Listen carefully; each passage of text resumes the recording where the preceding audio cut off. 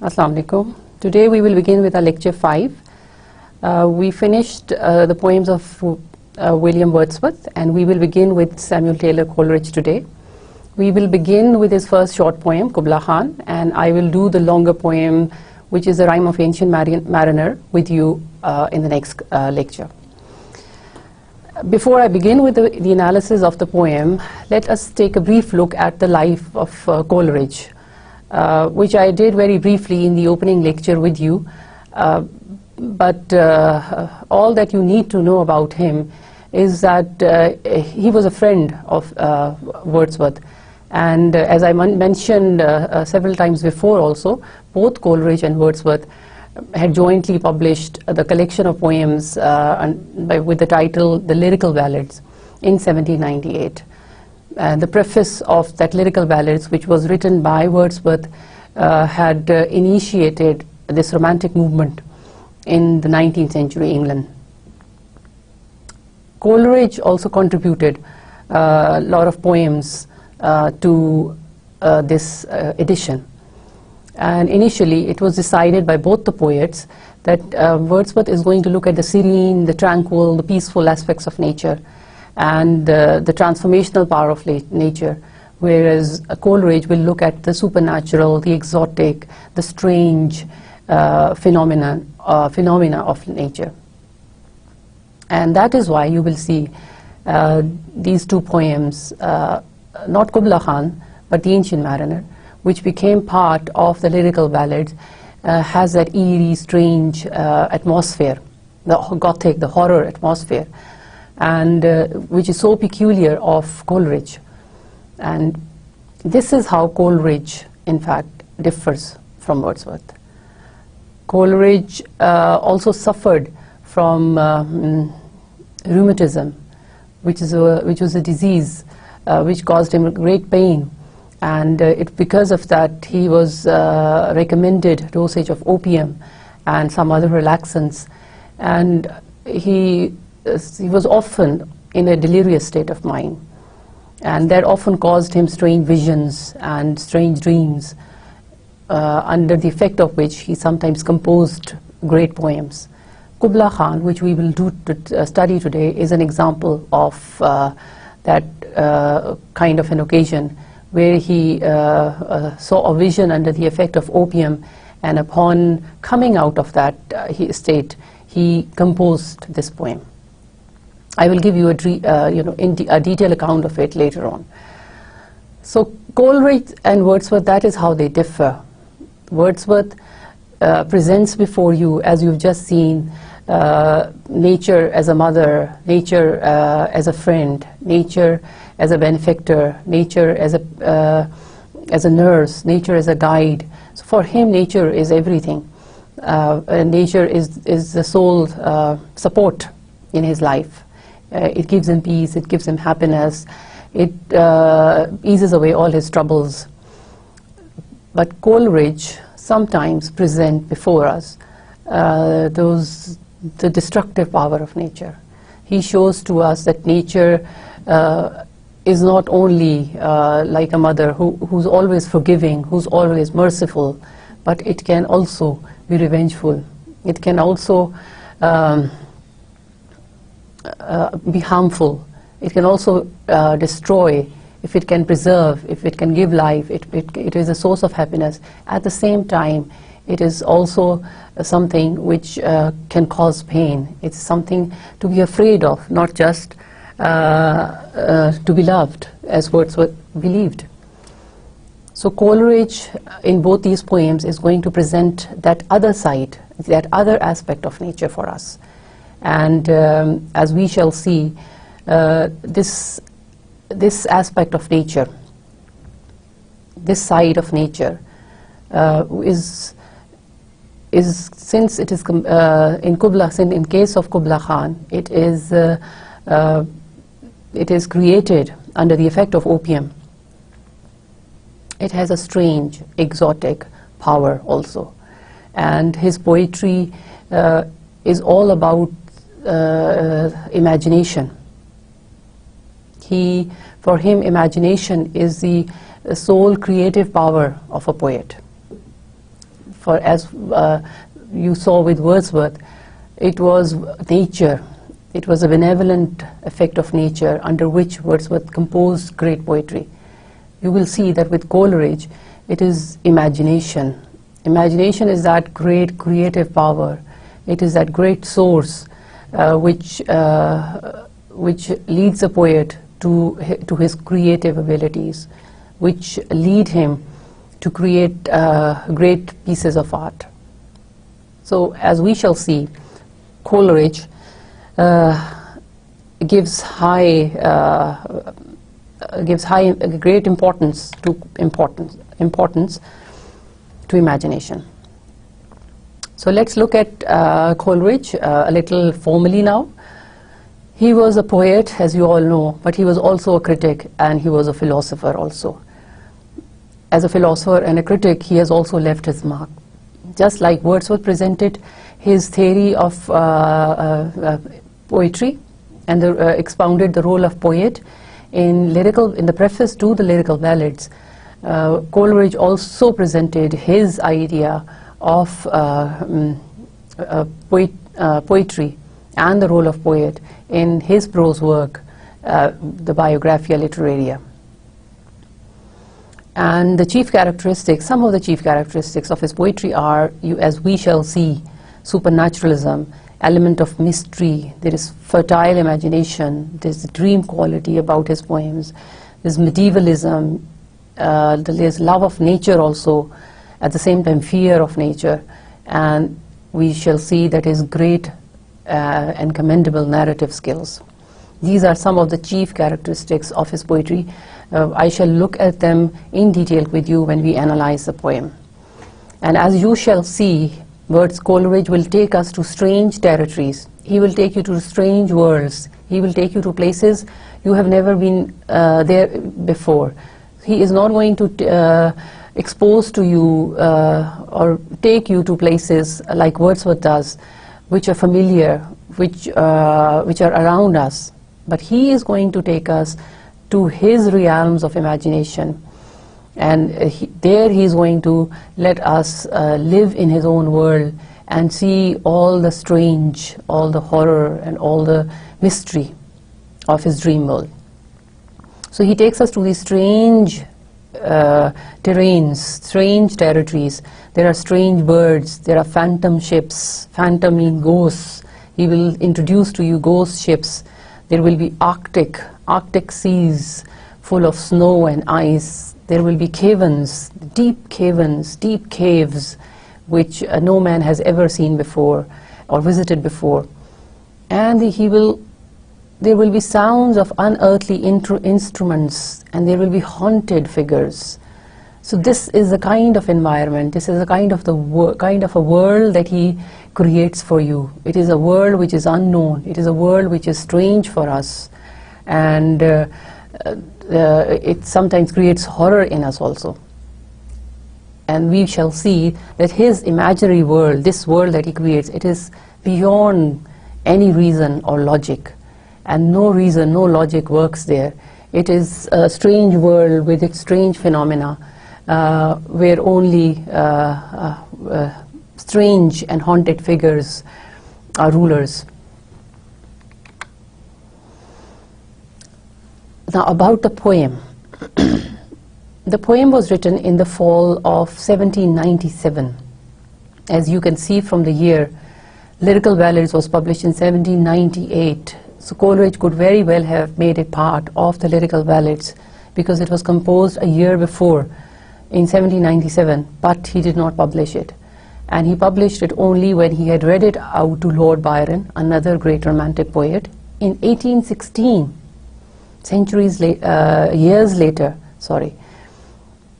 And it was on his insistence, on the insistence of Lord Byron, that he eventually got it published.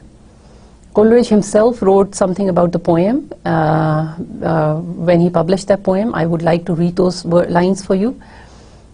Coleridge wrote about the poem in the prefatory note published with the poem. He said, "The following fragment is here published at the request of a poet of great and deserved celebrity, Lord Byron, and as far as the author's own opinions are concerned, rather as a psychological curiosity than on the ground of any supposed poetic merits. So he is elaborating why he is now publishing the poem. One, because he's doing it at the request of Lord Byron, and he says he did not believe that this poem had any poetic merit. But as we shall see that the response that the poem got, it was opposed to all that Coleridge initially thought about the poem. So, as he himself just explained, this was considered a fragment because it was not complete. A fragment is something that is left incomplete. Coleridge had begun writing the poem, but he could not complete it, and that was why he never got it published. So although it is a fragment, it is incomplete piece of poetry, but it gives us a complete definition of Coleridge's role of imagination and creative art. The background to the poem is that it was composed one morning after Coleridge had had a dream under the effect of opium.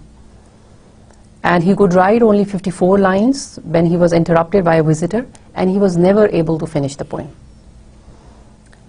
Coleridge had actually gone to sleep while he was reading a book about Kubla Khan, and the sentence where he stopped reading and fell asleep was, "Here the Kubla Khan commanded a palace to be built, and a stately garden thereunto, and thus 10 miles of fertile ground were enclosed with a wall."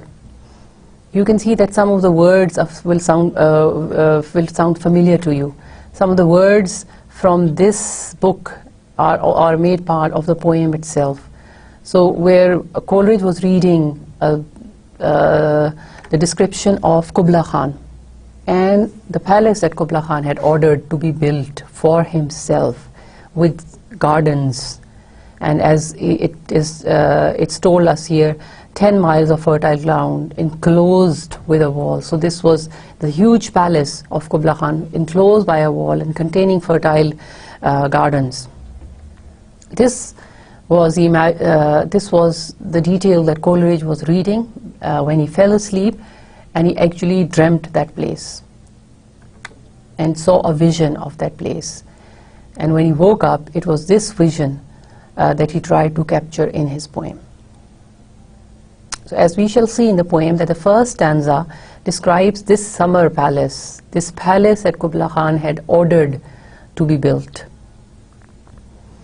Kubla Khan was a great-grandson of the Mongol warrior, the great Mongol warrior Genghis Khan, the Chengiz Khan, as we all know him.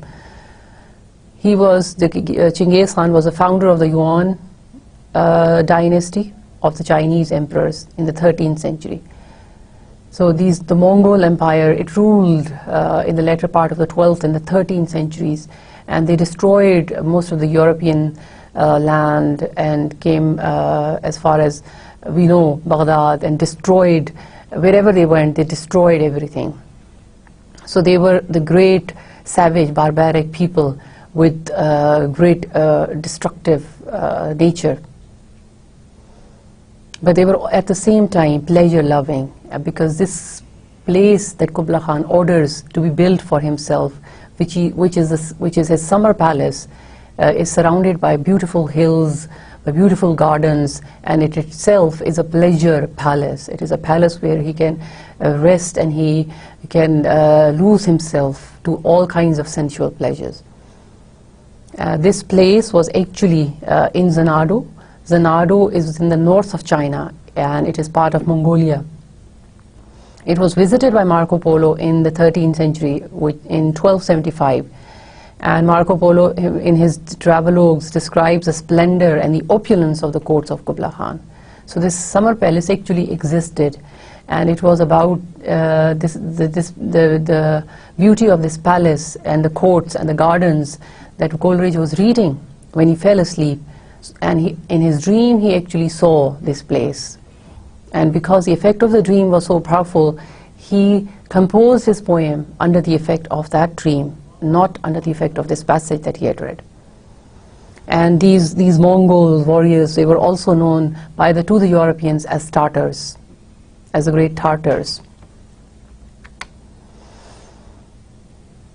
Before I get into the analysis of the poem, I think it is important that you know what imagination meant for Coleridge.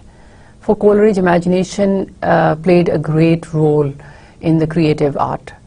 In his prose work, the Biographia Literaria, Coleridge himself defines imagination. He has described two kinds of imaginations. One is the primary imagination, the other is the secondary imagination. Now, primary imagination is the imagination which we all have, which is possessed by all of us. It is universal in nature, but it is the prime agent, and it is the living power as Coleridge describes it. It is our power of receiving impressions from the world. This is why it is possessed by all. As we look around us, we receive impressions, and they become part of our primary imagination. So all this, the sensuous powers are part of the primary imagination. But the secondary imagination, it is peculiar to poets, it is peculiar to artists, and for him it is an act of creation. It is the magical synthetic power. It synthesizes all the contrasting images that the poet receives through the primary imagination. It synthesizes them and creates, as a result, for us a piece of art, a beautiful piece of art. So secondary imagination, it is peculiar only to the poets or the artists, and primary imagination is what we all have. So this is how also Coleridge determines a separate place for poets. A poet is a separate individual. He has the ability to create. He has the ability he possesses secondary imagination. So he is not like a normal individual. He is not like every other individual. He is blessed with the ability to synthesize different sensory images and to create with the help of that. So this particular poem, Kubla Khan, which is created under the effect of secondary imagination, as you shall see, it is a prime piece. It is an important piece of his creative imagination. Coleridge also distinguishes between imagination and fancy, and to explain the two, he uses in the example of compound and mixture for you. He says that the fancy, it is not the creative power, as imagination is secondary imagination is a creative power. Fancy is not the creative power. It only combines beautiful images, beautiful shapes. It is like a mixture. It is a combination of different things. It is a combination of beautiful things. But imagination is a compound. It is an act of creation. A new product is formed as a result of imagination. It's not just a mixture or a jumbling together of different beautiful elements, but it is a synthesis of those elements, and as a result of which a new thing is formed. So he distinguishes between fancy and imagination with the help of the analogy of compound and mixture. So poem is a highly imaginary piece, and it is connected to his, in Coleridge's belief, to the secondary imagination. Let us now begin with the analysis of Kubla Khan. The complete title, as Coleridge gave him, was Kubla Khan, or A Vision in a Dream, a Fragment. You see, he calls it a vision. He says it was just a brief vision that he had. And this vision, which he captures, is part of a dream that he had. But all of that is a fragment. He says it is not complete, it's a fragment. So let's begin with the poem now. In Xanadu did Kubla Khan a stately pleasure dome decree, where Alph, the sacred river, ran through caverns measureless to man, down to a sunless sea. There are some important names that are mentioned in these opening lines of the poem, and these are oft quoted lines and oft remembered also. I would also recommend that you memorize these lines also. So in Xanadu, in this place that I just mentioned to you, where Kublai Khan had actually ordered his summer palace to be built, this is from where Coleridge also takes his start. He says, in Xanadu did Kublai Khan a stately pleasure dome decree. Decree is to order. So Kublai Khan ordered a stately, a huge mansion like pleasure dome to be built. So this palace, this was to be a pleasure dome. This was to be a place of pleasure. This was to be a palace of pleasure where the king could rest, where the king could take pleasure, and the king was kept away from all the disturbances, the agonies, the problems of his world, of his messes. So this is a place which was only meant for pleasure. But the word pleasure dome is significant. Phrase pleasure dome. He says, dome is basically associated with sacred buildings. A dome is a curved rooftop, as you know. So he says, so from the very beginning, Coleridge is creating for you an image of sacredness. Although, and this is a contrast you see from the very beginning. It is a pleasure dome, but he also associates with it an image of sacredness. So pleasure and sacred, the two qualities that Coleridge is trying to fuse for you here. And in this place he also describes there is a sacred river, as he says, where Alph, the sacred river.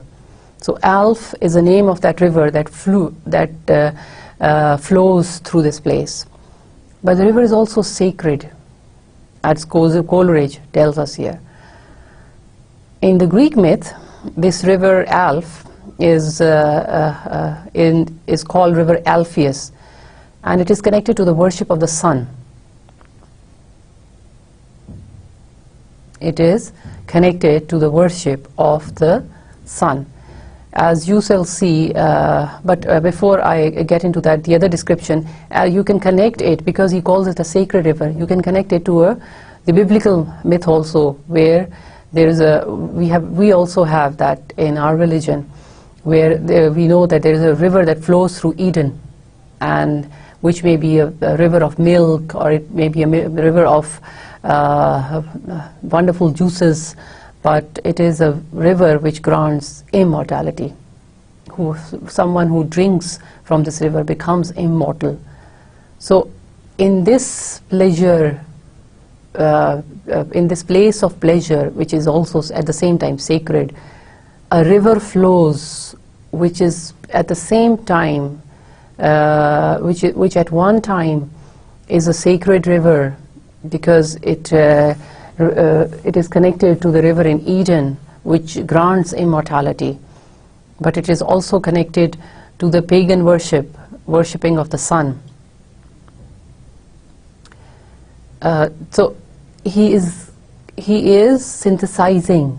He's presenting to you the contrast, and he's synthesizing those contrasts. Then he says, where Alph, the sacred river, ran through caverns measureless to man, down to a sunless sea. Then he introduces to you the caverns, the caves, which are measureless, which are so deep, which are so vast that they cannot be measured by man. And to a sunless sea. And this river, after it passes through these dark, huge caves, it goes down into a sea which is sunless, which is devoid of sun. So from light, Wordsworth takes you to darkness. This is another kind of contrast that he introduces in the very beginning. So you have caves which are measureless to man. They give the image of the huge, the greatness, the vastness of this place. Let me go to the next lines. So twice 5 miles of fertile ground with walls and towers were girdled round. Twice, he says, 5 miles. twice the 5 miles. It's the same description that he was reading in that book, which says the 10 miles of fertile ground. So Wordsworth here say, instead of saying 10 miles of fertile ground, he says twice 5 miles of fertile ground. Around the palace there were 10 miles of fertile ground, and outside these fertile grounds there were walls, and upon those walls there were towers. So the grounds are enclosed, surrounded by the walls having these towers. And that's not all. But Coleridge tells you more about this place. He says, and there were gardens bright with sinuous rills, where blossomed many an incense-bearing tree, and here were forests ancient as the hills, enfolding sunny spots of greenery. And then he says there were gardens which were full of light, full of sunlight. The sinuous rills, these are twisting streams. Through these gardens flew streams of fresh water. And there blossomed many an incense-bearing trees, and these gardens are full of trees which were sweet-smelling, which gave off fragrance. And then also in these gardens there were forests, but he tells us these forests were as ancient as the hills. So this place is not just huge and vast and measureless and beautiful, but it is also ancient. So Coleridge is trying to tell us that it has been there for a long, long time. There is no time frame, so he's connecting it to the great past. So ancient as the hills. Now the other object that's into the hills. Around these gardens and the forest there were hills, so enfolding sunny spots of greenery. So this was a beautiful place. This was sunny, and this was green, full of greenery. Then you see have a change of tone. Coleridge says, but oh. So you see, with this phrase, he is preparing you for something different now. Up till now, he had explained to you how that palace looked like, how that palace of Kublai Khan in Xanadu, it looked like. It was a beautiful place, but it also had contradictions. There were bright sunny spots, but there was also sunless sea, as you saw. There were gardens, immense gardens, huge gardens, sunny gardens, but at the same time there were caves, dark caves, which were measureless, which could not be measured. But now Coleridge, after the description of the palace, he is going to introduce to you the most significant feature of this place, which according to him is the river Alph. It is this holy, sacred, and an enchanted river that flows through this valley, which is the center, at the heart of the whole poem. So he says, but oh, that deep romantic chasm which slanted down the green hill athwart a cedarn cover. He wants you to create in your imagination the picture of this deep, as he calls it, deep romantic chasm. Chasm is a split in the rocks of the hill. A chasm is a divide in the rocks of the hill. It's like a brief crevice. It's like a crack in the middle of in the rocks of the hill. So he says there is a chasm, there is a crack in the rocks of the mountain, in the rocks of the hill, and from that chasm, this chasm which is very deep, what flows? He says, flows this river. Out of this chasm is flowing this river. But he says it is covered, and as it flows down the hill, it is covered on all sides through the cedarn trees. And look how Coleridge describes this place. He says it is a savage place. A savage. Savage is something that is destructive, something that is violent, something that is uncontrollable, something that is wild, So he says, this place is violent, it is uncontrollable, it is wild, it is horror. But he describes this further. He says, as holy and enchanted as ever beneath a waning moon was haunted by woman, he wailing for a demon lover. So then he uses a simile for it, because he says, as then. He says, this place is savage. But savage, he connects savageness to holiness and enchanted. He says, it is holy and at the same time enchanted, has to do with magic, the magical world. So he says it is holy and at the same time magical. You see again Coleridge tries to fuse the contrasts, the holiness, the spiritual with the magical, with the enchanted. So he says this place, it is as savage as a place which can be under the waning, which is a decreasing moon, and was haunted at this night. The place was haunted by a woman who's wailing, who's crying loudly for her demon lover. So if she's crying for her demon lover, demon is not a human being. He's an evil spirit. It's an evil spirit. So if the woman is wailing, is crying, is missing out, is missing her demon lover, she must also be a demon. She cannot be a normal woman like us. So he says, he's creating for you a scene where a demon woman is crying for her demon lover under a moon which is decreasing. And you know that the decreasing moon, those nights are associated with magical activity, with magic and power. But it can be holy also. So this is the kind of strange atmosphere, the horror atmosphere that he creates for you. But this simile he uses only to describe this savage aspect of this place, the wild aspect, the violent, the uncontrollable. Just like this woman, this demon woman, crying out loudly for her demon lover, cannot be controlled, cannot be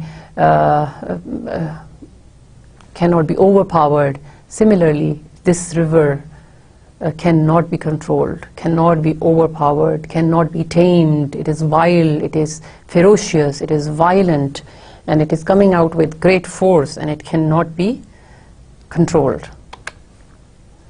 And from this chasm, with ceaseless turmoil seething, as if this earth is in fast thick pants for breathing, a mighty fountain momently was forced. And now he tells you what happens. He says, as from this chasm, with ceaseless is unending, without stopping. Turmoil is movement, motion. So as water is coming out of that chasm, of that crack, non-stop, and in a violent fashion, in a strong fashion, with force, the earth seems to shiver. The earth is shivering because it is because of the force of that water which is coming out of that crack. As it comes out of that crack and falls, the earth shivers, and it as if the earth is breathing. Now the earth is given the human-like qualities. The earth is personified as it's a breathing animal, but it's also a simile that he uses again. The earth becomes the breathing animal. So the earth is shaking because of under the force of the water, but he says that it appears as if the earth is breathing like it is an animal, but it is breathing fast. An animal which is breathing fast, because he says in fast thick pants. A mighty fountain momently was forced. So when the water comes out of that chasm, it falls to the ground.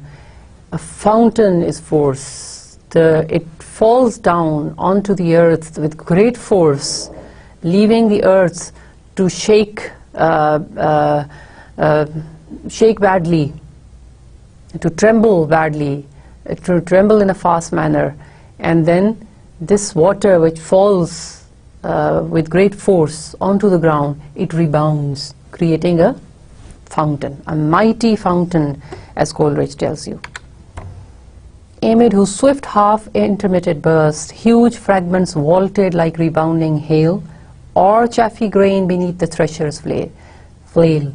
He uses more similes to create a picture of that scene for you. He says, as that water fell to the ground and it rebounded with bursts, with swift, quick bursts. You see, he's constantly emphasizing the swiftness, the quickness, the force and the strength of this water. As it fell with force and it fell quickly onto the ground, huge fragments, he says, when water rebounded, it was like, the water was like rebounding hail. Hail, you know, is olon ko hum kehte hain, we call it. Those are ice which falls in this cold season. So the water rebounded from the surface of the earth as hail. So they were not small drops of water, but they were like hail. They rebounded with force and with sound from the earth. Or chaffy grain beneath thresher's flail. This is another simile that he creates. He says, or like this water, it fell or it rebounded, and like we put the grain in the thresher machine, and the grain is separated from the chaff. So he compares it to that process. And mid these dancing rocks, at once and ever, it flung up momently the sacred river. And he says, he calls these rebounding water, sometimes he calls them hail, sometimes he calls them chaffy grain, now he's calling them dancing rocks, he says, and they flung up momently the sacred river. So the fountain subsided into the river. So you see what he's creating for you. He's created a scene for you. From the crack in the mountain flows out this river with flow, with strength and force, falls to the ground with force and strength, rebounding like hail, with chaffy grain, like dancing rocks, and eventually creating a fountain, and that fountain eventually subsides into a sacred river. Again, he tells you the river is sacred. Sacred maybe because if you connect it to the Greek myth, it was this river where the sun was worshipped, or it is sacred because it is associated to the river in Eden, which gives immortality.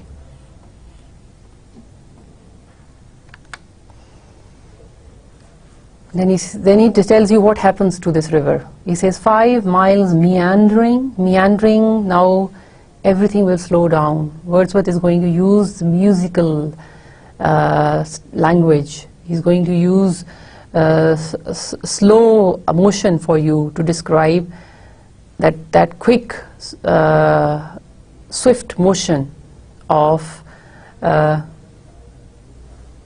falling water, and the fountain has now subsided. Everything's become calm now. Once the fountain becomes a river, things become slow and smooth. He said 5 miles meandering with a mazy motion, meandering with a mazy motion. So you see this alliteration of m sound that he gives, miles meandering with a mazy motion, to show how it has now slowed down. All that activity that he described to you in the previous line, it has now ended. Now it is 5 miles meandering with a mazy motions. The river now flows smoothly, softly, quietly, meandering at a slow pace. Mazy means not straight, going in a curvy fashion, through woods, forests and dales or valleys. The sacred river ran. So thrice he uses the word sacred for the river. Then reached the caverns measureless to man, and sank in tumult to a lifeless ocean. Again the repetition of the same thing. He says this river then reaches the caverns, those caves which he says are measureless, which we can't measure. So he passes through this river It passes through caves which are measureless to man, and these must be deep and dark caves where there is no sunlight, no human being. So they must be deep, they are scary. So we don't know how the river passes, what happens to it when it passes through those caves. And then eventually out of those, when it comes out of those dark caves, it sinks into the lifeless ocean. Again, the lifeless ocean is emphasized. The ocean is, again, it was sunless sea first, now it is lifeless ocean. The ocean has no life because the sunlight does not reach it. You can take it from another perspective. Coleridge is trying to show to you the vastness of this place. He's trying to show to you how far away this place is from the other human habitations. This palace is so far removed from other areas where the other humans live, that Coleridge has to create for you these special places like caves which are measureless, which are huge. So he says, so the river of life, the river itself, water itself is a source of life. And the image of a mighty fountain that Coleridge creates for you is also an image of vibrant life. So this life, this sense of life, you see how it is, it slows down. And then when it slows down, he says, then it passes through dark caves. After it passes through dark caves, it dies out into the lifeless ocean. So the life ending in lifeless ocean. This is how Wordsworth, this is how Coleridge builds contrast for you. This is why he calls this place strange, because it is a source of life and at the same time it is a source of death. So as we shall discuss later also, this the whole of these Mongol warriors, as much as they were filled up with energy, with force and with strength, they were also the cause of death of many, of plenty.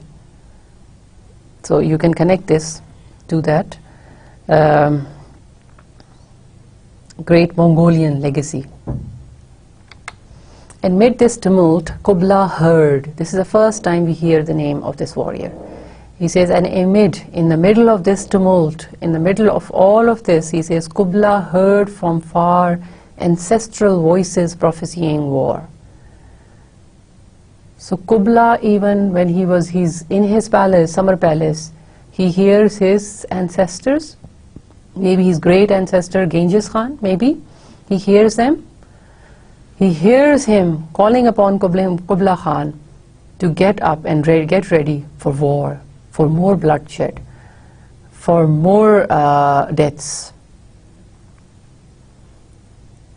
The shadow of the dome of pleasure floated midway on the waves. So you see, he's contrasting that.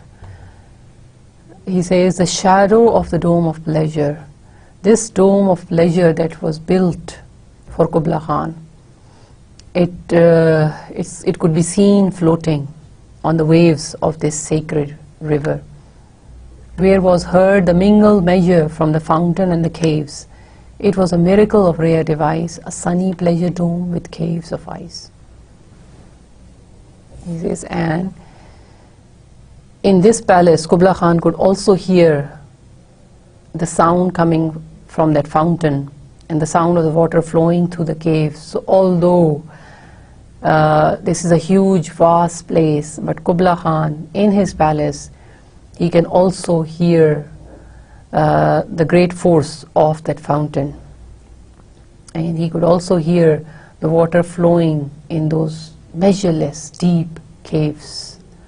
So he's in his stately pleasure dome, he's in his palace of pleasure, but at the same time he's awe-inspiring. He's full of life, he's full of energy, but he's also at the same time a symbol of death, a symbol of destruction. It was a miracle of rare device, a sunny pleasure dome with caves of ice. You see his obsession with contrast once again. So sunny pleasure dome, this sunny dome, this is a symbol of, it has become a symbol of immoral life, of sensuality and pleasure. It is associated with that. So he says, at one place we have this sunny pleasure dome, and on the other hand we have caves of ice. And these caves of ice are symbols of the savage, as I just mentioned, brutality of the Tartars, their cold-bloodedness.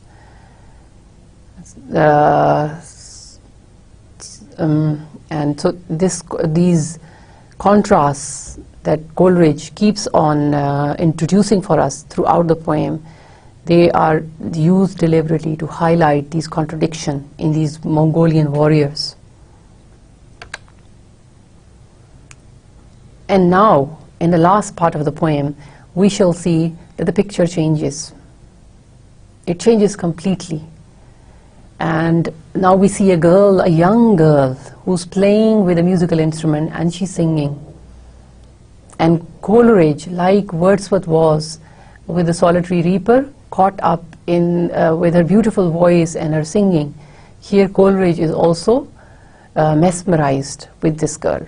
But in case of Wordsworth, that was a rustic Scottish girl, but here this is an Abyssinian maid.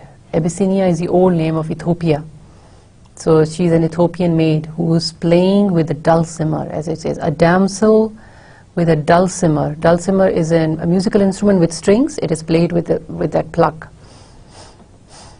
A damsel with a dulcimer in a vision once I saw. So in that dream or vision, as Coleridge calls it, he also saw a young girl playing with a musical instrument. It was an Abyssinian maid, and on her dulcimer she played, singing of Mount Abora. And this girl was singing a song, but she was singing of Mount Abora. This may be a reference to Mount Amara, as Milton talks about it in Paradise Lost, which is a mountain in Abyssinia, which is known to be the source of the river Nile. So he is now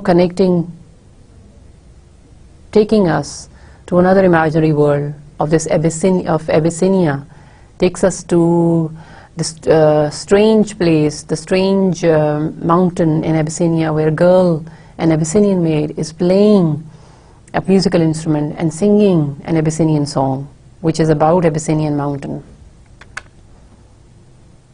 Now he's wishing. He says, could I revive within me her symphony and song? To such a deep delight it would win me. So he wants to revive that in him. He wants to relive her music and her song, because he says it had given him great delight at that time. And then he says that with music loud and long I would build that dome in air, that sunny dome, those caves of ice. So you see, again he's obsessed with those contrasts. He says, I wish to replay that music in my mind again, and I wish to play it loud and I wish to play it long. I want to hear it loudly and I want to play it for a long time.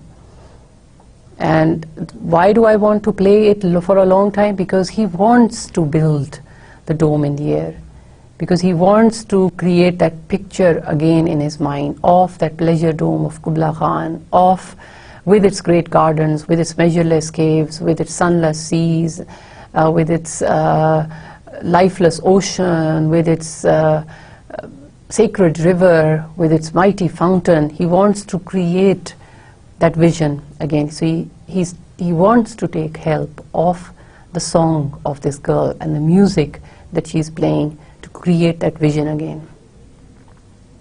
He says to that, I want to create that dome in air, that sunny dome, those caves of ice.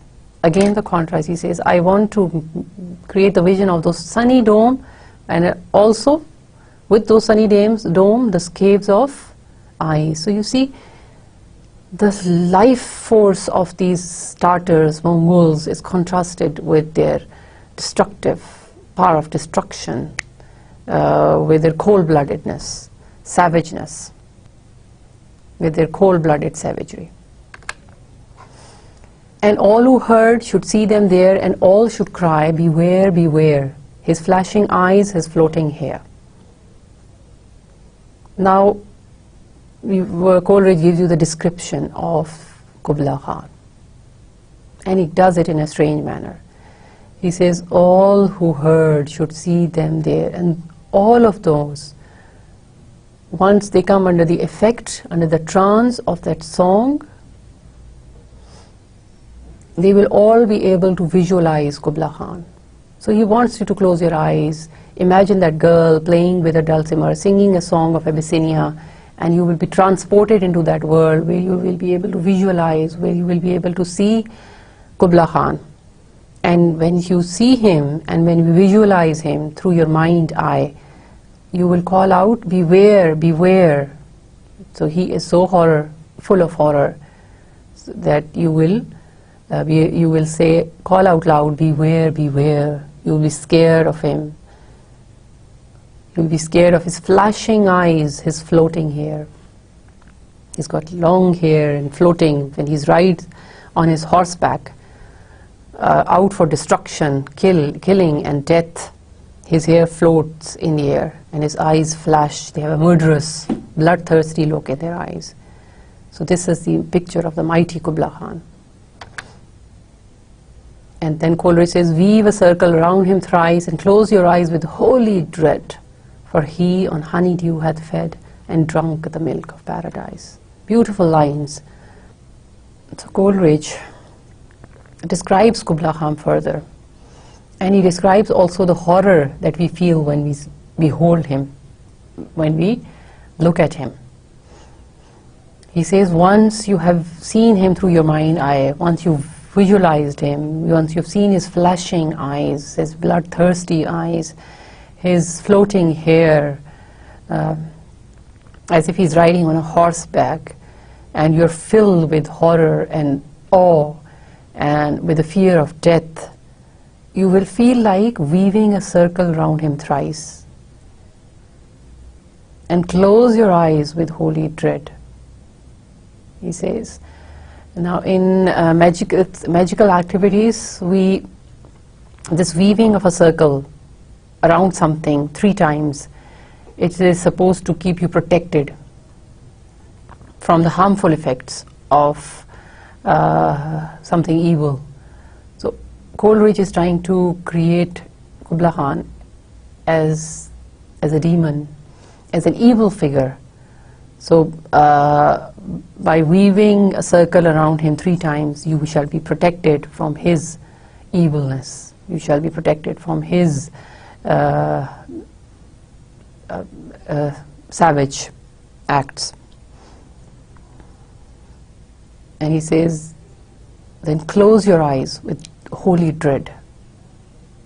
So he creates dread in us. And he says, Coleridge re-emphasizes, he says, you should be filled with dread. You should be really afraid of him, because he is fed on honey dew. He's fed on dew, which is pure honey, honey which is pure, and he has drunk the milk of paradise. Now, I mentioned earlier also, anyone who's drunk from that river of paradise, he becomes immortal. And honey is also one of the foods in paradise.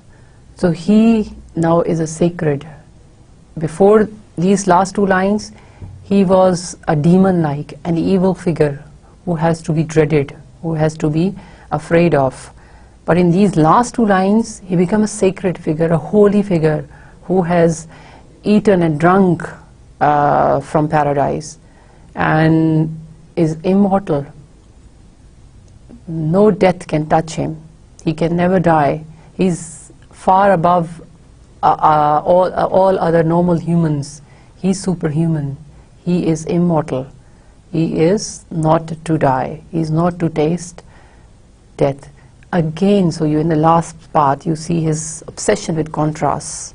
He shows him as an evil demon figure, but then he also shows him as a sacred, holy thing, just like he did with the river Alph. The river Alph flows in a place which is savage. It's a place which is haunted by demons, like the simile that he gave for you. And it has a power of destruction. It destroys it. It comes out of those mountains with force and energy, and it falls like a rock to the ground, and the earth also shakes under its effect. And but as it turns into a river, it becomes peaceful. It becomes smooth. It becomes less violent. But then once again we see it falling into sunless seas. It is falling into lifeless ocean. So he is constantly comparing, contrasting, and he's constantly giving us two opposites. He's constantly giving us contrasts, constantly introducing to us contradictions. In the picture that he creates of this beautiful palace, in the picture of the river, in the picture of Kubla Khan himself, there are contrasts.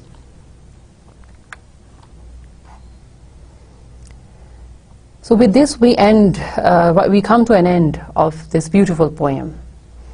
The poem, as you've just seen, is a poem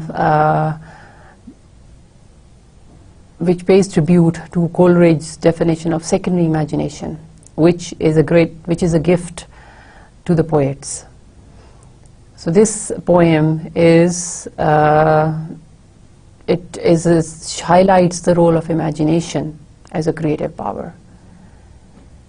Wordsworth takes us to Coleridge takes you to an imaginary world, takes you to the world of imagination, a world of powerful imagination, where he creates powerful scenes, where he creates powerful objects, where he creates a powerful figure, and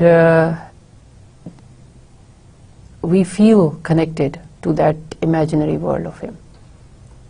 So one of the important themes of this poem is the role of imagination, role of the imaginative power for Coleridge. And as I explained earlier on, this poem is also an example of extreme fantasy. It is not something that we come across in our daily lives. We don't come across wailing demon women. We don't see sunny domes and measureless caves and ice caves at the same time. We don't come across a river flowing out with such force and then culminating into a lifeless ocean. So he takes us into this world of imagination. He makes us become part of this world of imagination, and he expounds through that the power of imagination, the power of secondary imagination that the poet is blessed with. So the poem is a superb example of Coleridge's fertile imagination. And another great theme is the synthesis of contrast throughout the poem. And I think I have discussed the theme of contrast with you through my analysis of the poem. And another theme of the poem is the exotic and the destructive power of nature, as opposed to Wordsworth, whom we saw an admirer or a lover of nature, someone who saw only beauty in nature, someone who saw only the beautiful aspects of nature, someone who only saw the healing powers of nature. Coleridge, in contrast, also introduces the destructive and element of nature, also introduces how nature can have the negative forces also. And the poem, last of all, also shows the role that the poet has as a supreme creator, because this poem is an example of supreme creation, of his fertile imagination. So with this discussion, we come to the end of our lecture 5, and we also come to the end of discussion of this poem. In the next lecture, I'm going to begin with the rhyme of Ancient Mariner, and we are going to see how imagination is exploited, how imagination plays an important role in that other poem of Coleridge also. So thank you. I shall see you in the next lecture.